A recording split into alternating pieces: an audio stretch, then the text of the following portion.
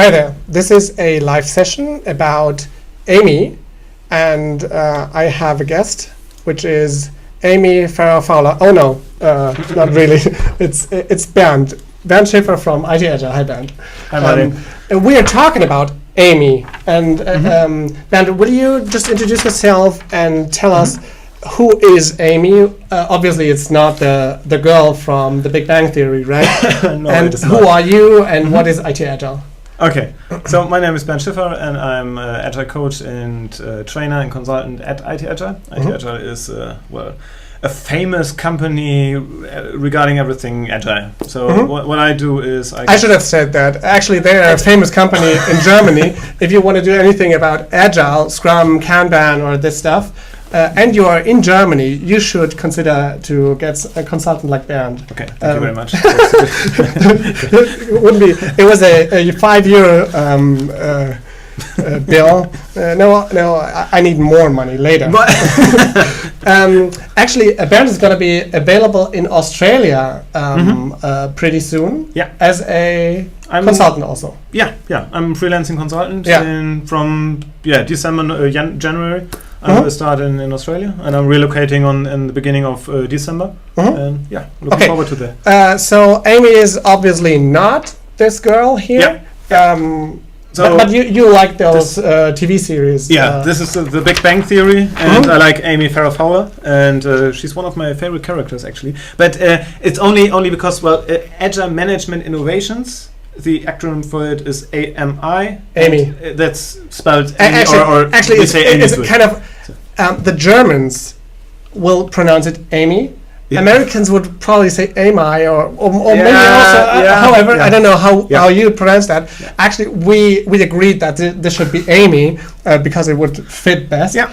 Amy means the beloved one. Okay. So that's kind of nice. Cool. So let's get to the topic. So no Big Bang Theory. I'm gonna put this down. If you want to see the slides, go to slideshare.net/Bernd Schiffer, and you will find them there. And apart from that, I'll show you what I have in slides. Let's go to the first one. Actually, if you're talking German, or if you're better in German than you are in English, we've recorded this session in German already, so you can search on YouTube, and with a similar name, you'll find the German session. Actually, it's going to be a bit different, correct? We're going to have different Amy's covered now. So if you know German and English, you may want to watch both videos if you can bear us this long.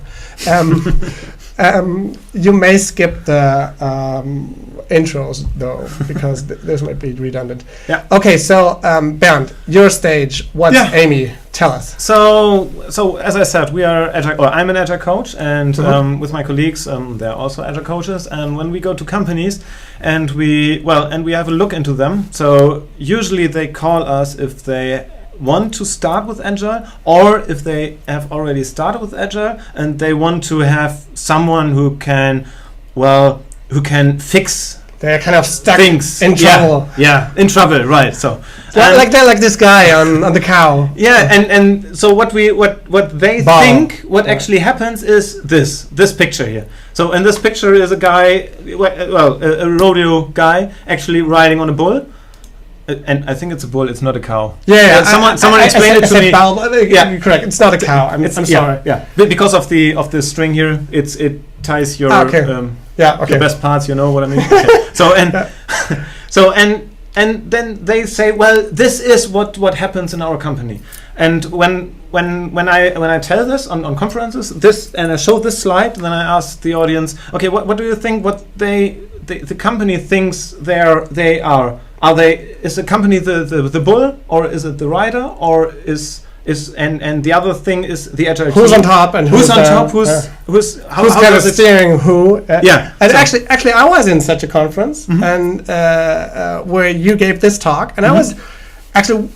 I do think that Seibert Media, the company I'm working for, is quite agile already. And I was still thinking, so are our teams the bull, or our team? Am I like the manager, the rider on top? Don't know. So what they think is that the company is on top, and they're struggling with the power, with the energy from the agile team.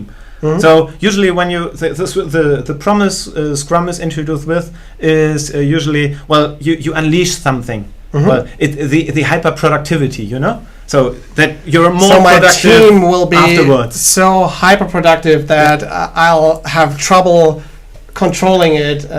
So not the hyper productivity is the part where you have the need for control. It's more like, well, agile is different. It's the structures in an agile breaking team. my rules. Yes, exactly. And I have organizational rules, big structure, and I don't want it that way, and I want you to obey. I want you to follow my rules as our rules in the company. So, and I'm sitting on the ball, and they don't do like I want. Yes. So we're coming to the next. And actually, what we as agile coaches see is that, well, this is called calf roping. It's very, very famous in the US.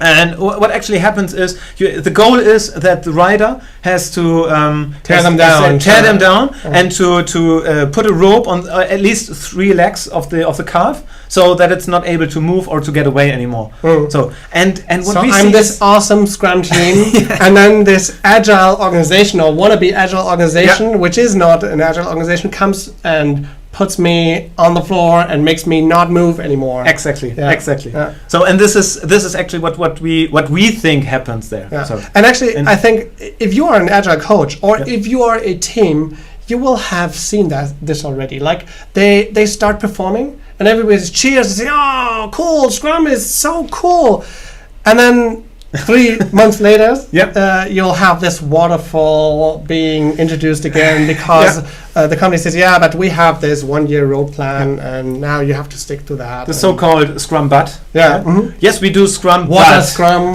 or whatever we have. So the organization kind of eliminates the hyper productivity of the Scrum team. So and what we actually want to have is, if you can turn on the next slide. So what we actually have is, well, green meadows. Like we want to have an environment where the teams can actually, well, be what they are. They can be hyper productive. Not a bow, but a cow.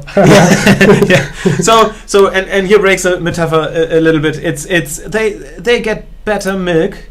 So and they are more productive and they can take care of their own business. But basically, the organization, like the farmer and the teams, like the cows, they are kind of in harmony and together they produce good results. Yes. And that's what we are talking about if we want to have an agile organization that is somehow compatible with all the advantages that I have from Scrum and Kanban. Exactly. And now I want to kind of transfer this into my organization. Yes. And okay. So green meadows is our goal. So that's actually the idea. Okay. Create an environment where where agile teams can flourish. Okay. That's the idea. And that's understood now. Well, if you agree with me, you want to have green meadows, then usually we say, okay, well, here's a test. So I don't know. It's not litmus in German. It's litmus. A litmus test. Yeah, that's it. Actually. So this is our litmus test actually to figure out if is it worth spending your time on making this organization more agile, or is Amy someone for me or not? Yes, that's kind of the litmus test that you're referring to. Okay, which does not mean if you don't pass the litmus test, then it might be more hurtful. You can still hire Bernd if you think that theory Y is not the case. But so to explain theory Y. So the idea is Douglas McGregor introduced a concept which is called he invented theory Y and theory X like ages ago. 1960. So it's really, this is old stuff. This is not new. Okay. So and he said, well, if you think about your colleagues in your company, for example, if you think about your colleagues in your company, what do you think? Are they more like, do they need carrots and sticks? Are they not fond of working at command and control? Is it more that they need command and control? Do you think they need command and control? Is it that attitude, or do you think, well, if I wouldn't do anything, they still would want to work on their own. They're intrinsically motivated. So and the idea of theory X and theory Y is, what do you think? The one or the other? So it's not about if I think I would work no matter what. Yes. But will the others work? Yes. What do you think about your colleagues? Yeah. Not what do you think about yourself? Because most of the people, 90%, 95% would say, well, I'm the one who I don't need someone to look after me, but the others, they might need someone, not me. Okay, the pressure is only for the others. Yeah. And the one thing, theory Y is actually the theory that I think other people want to work. They're intrinsically motivated, and theory X means you have to be punished and rewarded. Okay. Let me introduce this small story. I can't stop it. So there's this cool story of Wikipedia, which I had in a German. This is nice. Jimmy Wales was asked, why is Wikipedia so successful, one of the world's biggest websites, and actually. Then this theory Y was something that he came up with when he said, look, at first we thought people are bad. And when people are bad, you have to have regulations, you have to have a process that will find out if the edits that they do on Wikipedia, Nupedia earlier, are correct. And only after that you can publish that. And Nupedia was a complete disaster. And then he came up with the theory Y, probably, where he said, people are basically good, and they want to collaborate. They want to make Wikipedia the place to be for knowledge. And actually that worked out, and that's how they it's simply, he said, this paradigm, we changed that and trusted in people, and it simply worked, and that made us so successful. And that's probably something that people in big companies with these hierarchical organizations can learn from, and probably an experiment about, can I trust my people? Will help them understand that theory Y is something that could be true in their company also. So if you do believe that, well, Green Meadows is something we should go for, and you are more like a theory Y guy than a theory X guy, then we could talk about flow. Okay. What's flow? Flow is an idea from Michal Csikszentmihalyi. So he actually knows how this guy is called, because he could say the same name in German. And actually, can you spell that? No. Okay. No, it's with lots of different. But I can flow theory or but something. But I have a good how do you call it, a good bridge to actually think about it. It's say Csikszentmihalyi, and then you're close to what he's called. So that's okay. However, flow theory. What's flow? So flow is Michal he's still alive, is a psychologist, and he explained flow as the thing you experience when you're really into the work, and you forget all the things around you, and you really, you're sucked into this, whatever you're doing. It can happen in work. It can happen during your sports, your hobby. It can happen during when you're so you won't allow any interruptions. You're focused, totally focused, concentrated, and time passes by very quickly. So I can ask you, hey, do you need a break? And you say, whoa, it's been 4 hours and I haven't noticed.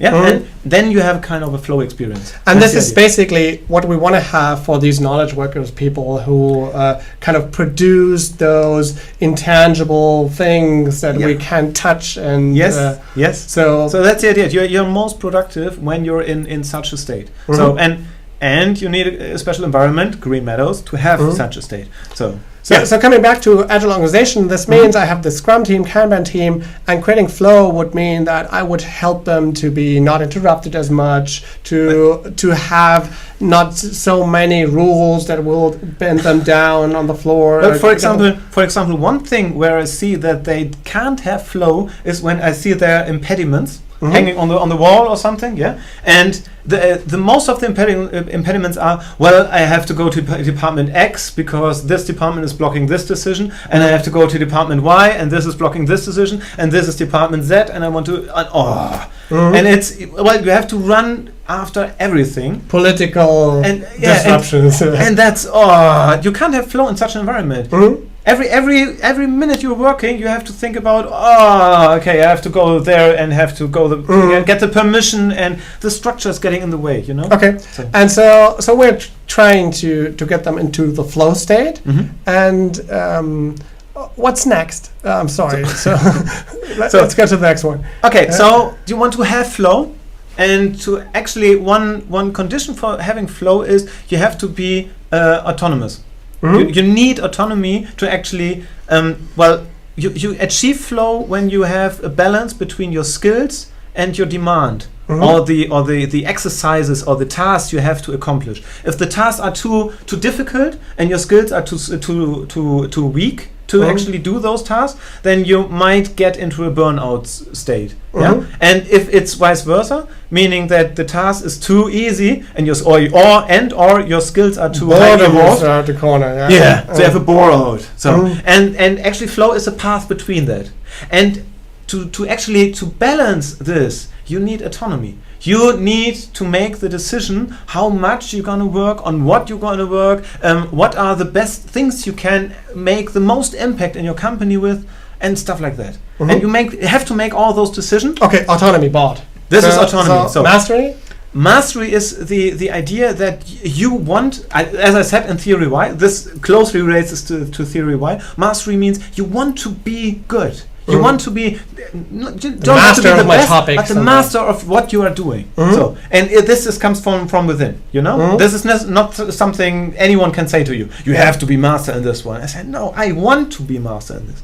And if you have this energy released, if you have the autonomy to make the decisions, and you want to be really good at it, then you have energy released, and this energy can or should be directed from within the company to actually if a company and everyone's pulling in different directions, then you won't move, right? So, and to actually to channel this energy, there comes the purpose, the third one here in play, meaning that you need a purpose, a bigger purpose for the whole company, to actually to guide everyone in which direction. This is not making the world a better place every day. Right. But this is totally economic. So it means you want to achieve something. The purpose of an organization in general is to actually to delight a customer. Steve Denning would say delighting a customer. And and I would agree with him. So the idea is, okay, what should we do to actually do this, to achieve this delightment of the customer?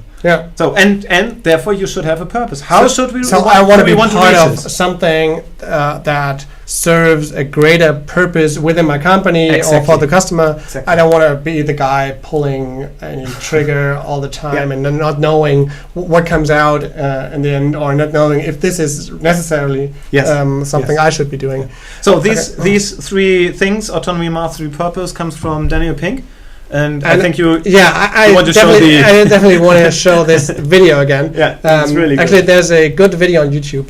If you search for Drive, the surprising truth about what motivates us on YouTube, you'll get here. And it's a nice video where the guy will explain in 10 minutes while I think this drawing is really awesome, and these 10 minutes are so worthwhile. So if you want to have another video after that one, or if you have to choose between our video and this video, maybe you want to look at this Drive video. It's really good stuff. So getting back to this slide. So Daniel Pink explains the title says it all. What motivates us? And the cool thing is, like for mastery, he has this example of a guy playing the guitar, and if you have people playing the drums or the guitar, then you ask them, so why are you practicing? Do you get any money out of that? No. You're too bad to become like Paul McCartney or something. So, but you still practice like a lot of times during the week. And they simply say, look, I want to be a good guitar player. It makes so much fun. I just want to master this stuff. And that's basically what you want to have in your company, correct? Mm-hmm. Yeah, exactly. Okay, so now goals clear. We want to have a flow state, and to get this flow state, we want to have autonomy, mastery, purpose. That's the green meadow. Mm-hmm. Yeah. So and actually, what usually people buy this. Mm-hmm. Okay, so especially when you if you listen to Daniel Ping, he's a very good entertainer too. So it's very, very easy to follow his ideas. Mm-hmm. And I think you bought it too. So, mm-hmm. But usually then they stop. They say, well, this is okay. This is good actually, but how can I proceed? I can't transfer this to my company. I don't know what to do. Where can I start? What are the first steps? Where can I? Well, what is it actually? And that's where Bernd Schiffer comes in. Like now he has this awesome concept that will enlighten you. Well, this. Thank you. Okay. Can only fail from here. So. However, it's Amy. Yeah. So this week we came up with 26, and we called them for a long time practices, and we came up with 26. Well, impressions, impulses, things you can take and play with it, and can have a look at it, and see where actually that works. So 26, and we struggled with the name. So because it's not really practices. I read this famous book from Gary Hamel, The Future of Management, where he explained the concept of management innovations. Mm-hmm. And he said, well, management innovation is everything which brings your company even further from where they are now. And it's called innovation because every company has to innovate this one for themselves. Mm-hmm. You know, so the idea. So there's no guarantee for success. Right, it's no recipe like here's your cake and how you can make it like this. You have to figure it out. We come later to the experiment part, but that's why we stuck with the term management innovations. And obviously we put it in an agile context. Like I said, we want to help agile teams to or the company actually to work better with agile teams. So we call it agile management innovations, or short for AMI. So actually it's kind of a box of popcorns, and I can pick out those 26, or maybe you'll come up with more one day, and chew on them and find out if my company finds them sweet and tasty. Yes. Yeah. And it may. Do you know this Harry Potter story where they chew on things and they taste bad sometimes? So that could be happen to agile management innovations. What's that called? I know. With beans. Yeah, it's beans. However, Joanne K. Rowling will. It's a great metaphor. Yeah. So here we go. Yeah, these are the 26, and if you can't read them right now, we have them online. Yeah, actually, we're still back to this SlideShare, Bernd Schiffer.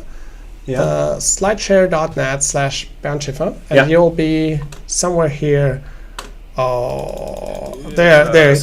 Here we go. Yeah. So you slide can 9, and then no problem to find it.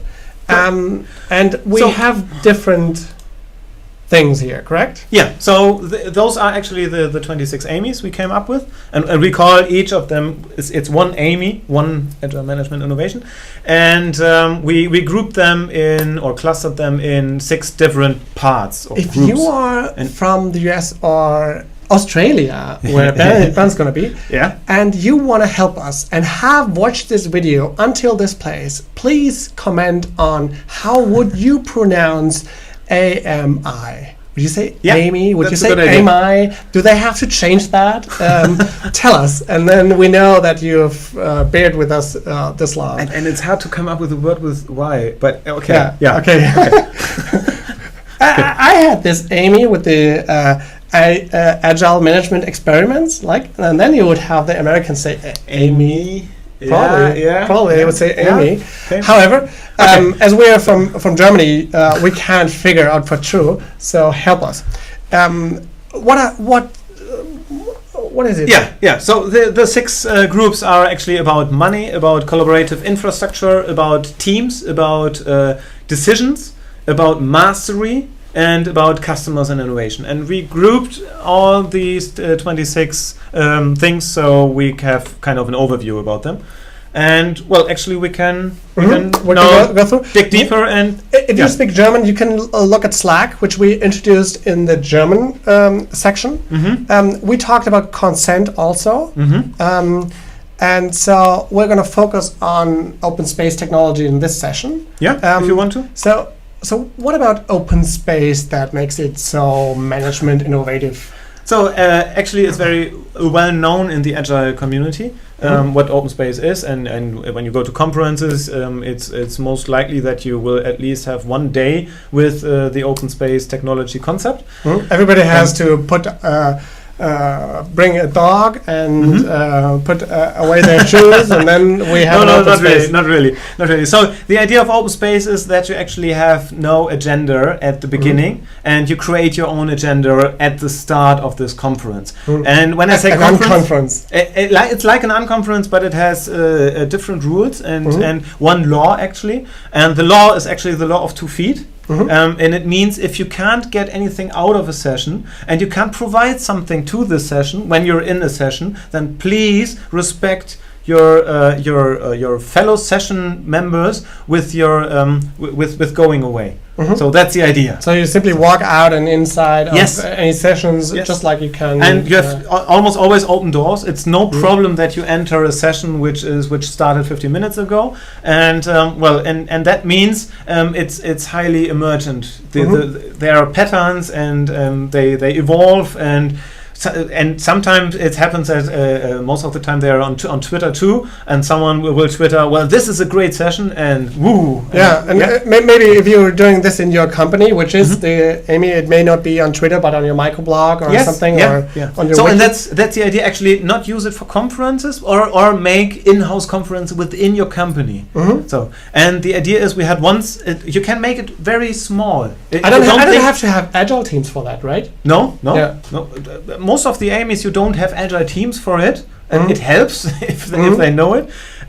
But you can have, you don't need teams at all for open space. So if you want to have an open space technology, or it is called technology, whatever, an open space conference within your company, there's this Wikipedia thing we were talking about already.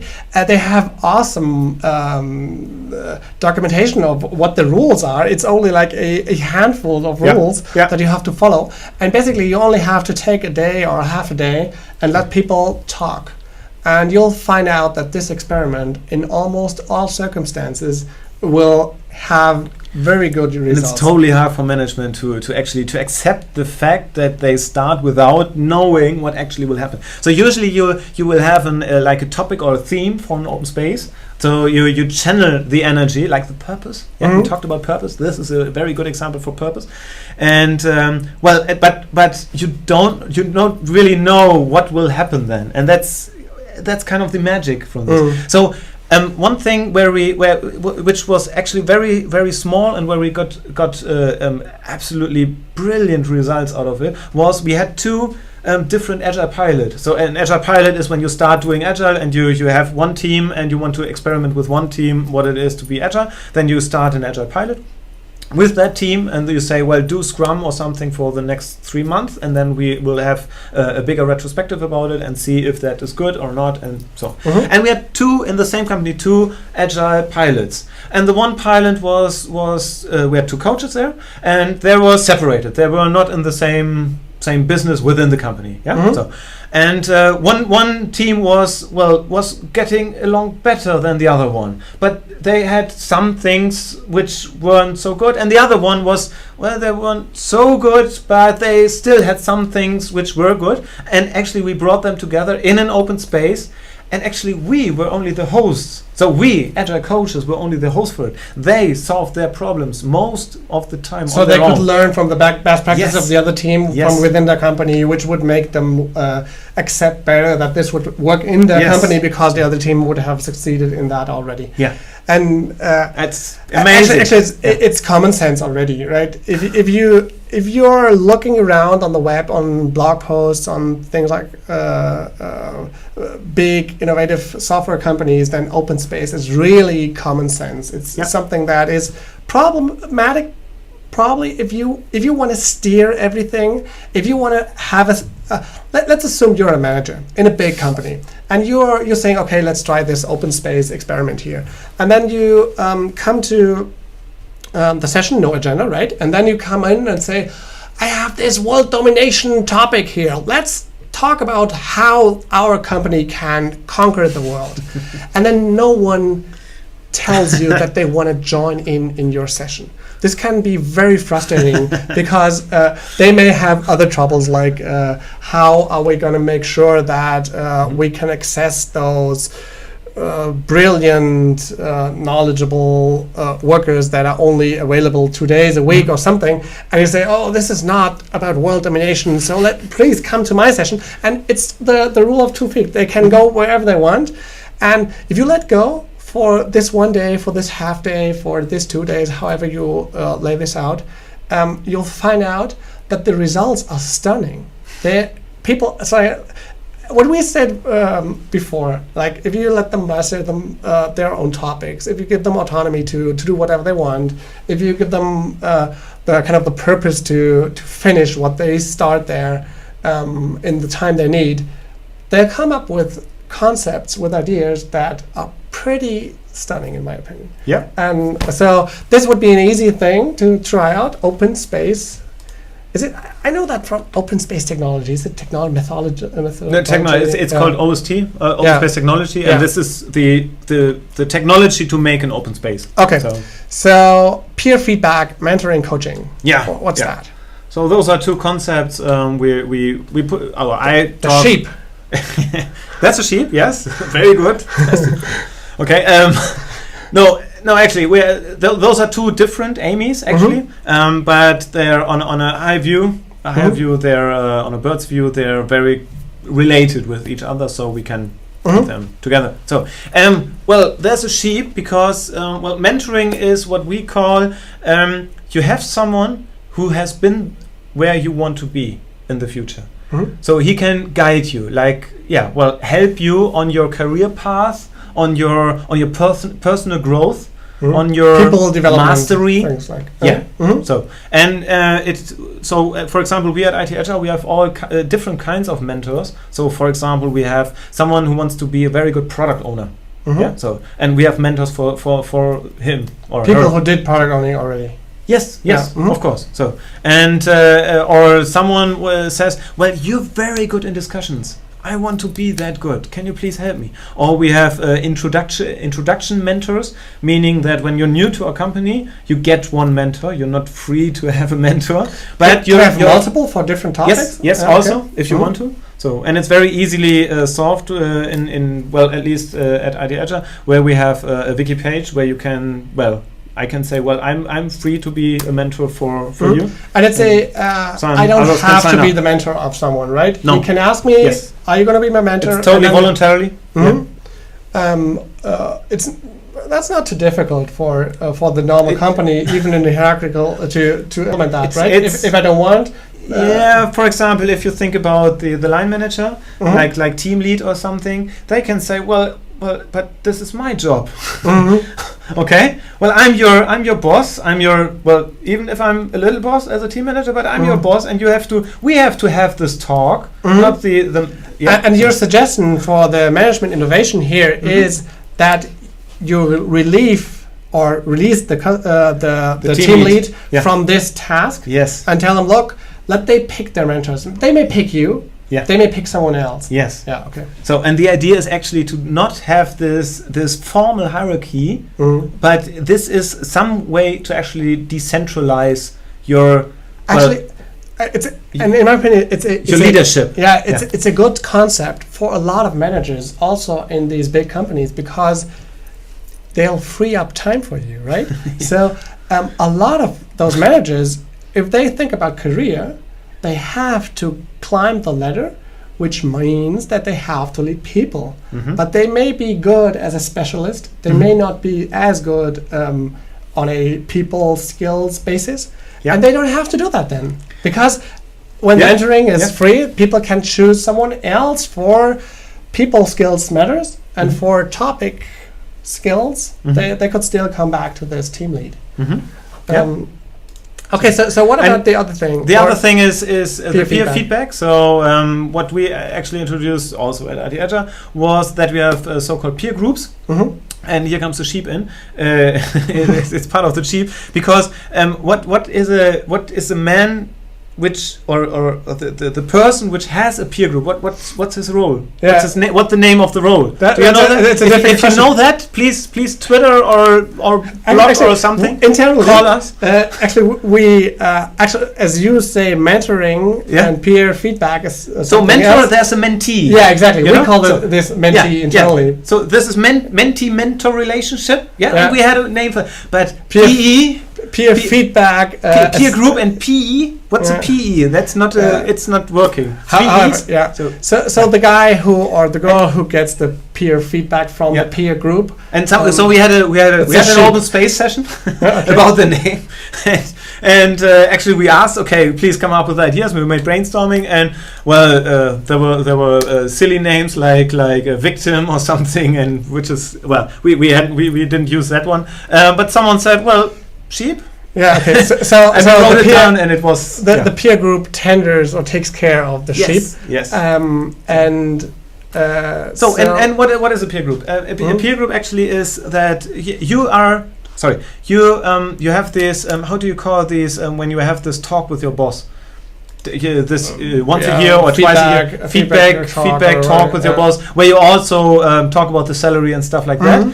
You know that? So, and we had the problem at IT Agile that I think a yearly review or something, something like that. So where you put out your goals and all this stuff. Yeah. And you're so small, and the boss is something like that. So and the idea was, or the problem at Agile was that we are a highly distributed company. So we're a lot of consultants and developers, and we're working at the customers most of the time. So we're highly distributed, and our CEO couldn't take care of actually about all what we do. So he didn't see us every day, or it could be months until I see just like for a lot of other managers, they don't actually know what their sheep do, and then it's difficult for them to have the yearly review and tell them, look, you perform good here and bad there, because they simply don't know. Right? So and then we said to our boss, please give us feedback, and our boss said, well, what have you done? And we said, no, we can't tell you what we've done, and then you give us feedback. That's not the way it should be working. And then we saw, that's a problem. And then we came up with the idea of, it's a little bit more complicated about that, but it's the essential thing is we came up with the idea of peer groups, and the idea is you don't have to talk to your boss anymore in this salary conversations, but you're free to choose at least 3 other guys, peers. They should be. It should be a diverse group. So someone high up the salary ladder and someone from more lower part of the salary ladder. A consultant and a developer, one from your team and one which is out of the team, and stuff like that. So you can basically a lot of people may know that as 30-60 degree feedback. No, it's different. We have that too. It's different. It's 360 degree feedback is that you will have feedback from most of your people, those who work closely to you, and it's not on a qualitative basis. It's more of a quantitative basis most of the time. A lot of people can give feedback, and I just collect them, and then the peer group finds out what's the actions about that. Right, you can use that feedback too. So, but the peer group actually is the main concern, or the main purpose of a peer group is give the guy feedback, give your sheep feedback about what he is doing. So, and the aiming part of that is that this peer group will also decipher how my salary goes, how my career goes, how I'm going to develop as an employee. Correct? That's a further aiming. So the peer group salary determination, we call it that way. And this actually means, well, in at least at IT Agile, our peer groups determine our salaries. So I have a peer group that they determine my salary. If I want to have a pay rise, then I have to talk to my peer group, not to some manager. Okay, so and this is actually something that is different from the organization of most companies today, right? Definitely, and I wouldn't suggest start talking about money when you introduce IMI. So maybe some other experiments will help at first. So we're gonna skip the sociocracy here, because we covered that in German. Let's talk about open books, which is also quite difficult for a lot of companies. Basically, do you have to say too much about open books? What is it? So, it means open books, like the name. It's very straightforward. I can know all the figures like turnover and everything, revenue, profit, and I mean even the very hard or the very essential stuff of every company. So what's the cost structure and that? So I'm an where employee. The contracts, where the bills, what customers do we have, and how do they pay us, and how much do I charge for this and for that, and stuff like that. So this is quite of a hard to accomplish thing for those very big companies, because they may have people leak that outside the company, and then their stock price may go down, and we're so short-term motivated that we don't want to do that. So this could be a hard one, right? So my experience is that, for example, you can start small. Thank you. You can start small. you can start small by, for example, when most of the agile teams I see don't know what revenue will they make with the product they are working on, which I find is very essential. It's a purpose part, right? I'm just pulling the trigger all the time, and no one tells me how much money comes out. Why am I doing this? Well, I want to delight the customer, but what is it worth? What is it my customer worth? I don't have to be so deep in the details, but I want to talk on eyesight with my product owner, for example. So actually, what you're saying is you may not want to have it your first experiment to give all books openly to every employee, but you can just say, look, your team does this product, and this product performs like this. On a turnover base, maybe. I don't give you the cost structure yet, but this is a turnover base.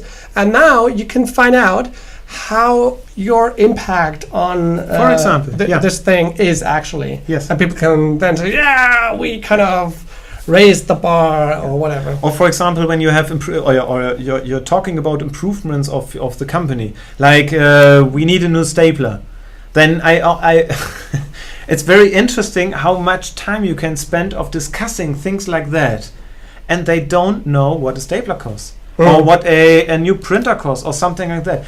The discussion about the things are so expensive when you look at what they could work for that amount of time and what you would have a return of investment there. It's amazing, and they have no sense. They would stop, as your argument is, they would stop talking about the stapler if they would know that they were only talking about like $3. For example. So and this brings me to another thing which is very important with open books. Open books does not mean only to open the books. That's not enough. You have to train your people to actually read your books, and this is very important. It doesn't mean you can have your our profits and loss calculation. It's there. People don't know how to read that. How can I? Actually, I would translate this, Amy, somehow different. And if you're talking about transparency, this means that you don't only have the numbers. You only have to be transparent. What does this mean? And why do you want to have this? Because you want to, didn't we say like we believe that those people are good, that they will work good, and if we want to give them purpose, mastery, autonomy, we'll have to make transparent what is important for them. And this stuff, this economic stuff is important for them. So we have to give it to some degree to them. Otherwise, they won't have this autonomy that we want to have. So this is, in my opinion, very basic stuff. It's a hard one, but if you really want to become an agile organization, you'll have to tackle this one day, right? Okay. Open books. Cool. Difficult. Profit sharing. I would skip this one because it's very special. Which one do you? For IT Agile, it's something that you have like your employees are also shareholders, right? So In one sentence, the basic idea is you want to work for something and you want to get something out of it, and you want to have a stake into what you're doing. You don't want to be the guy who made this startup million big, and then only be like the guy going out. So in a startup, it's obvious, but what we mean is actually every employee should be shareholder of their own company. And actually, a lot of American companies have that in place in some degree. In Germany, only every 10th company at all does consider something like this, profit sharing. And it's only a small, not substantial amount of money. You're the guy giving the speech, but let's talk about pull. Pull is interesting. Yeah. So, well, when you start with AMIs, there's a principle that is not an AMI. When you start with AMIs, you might consider not pushing AMIs to someone. Well, for example, now you want to have your salary determined by someone else. Your team lead isn't capable of doing that. Exactly. So the idea is, well, for example, with the peer groups. When we introduced peer groups, it was totally voluntary. So the fallback is, well, you can still go to your boss and you can still have the salary discussion with him.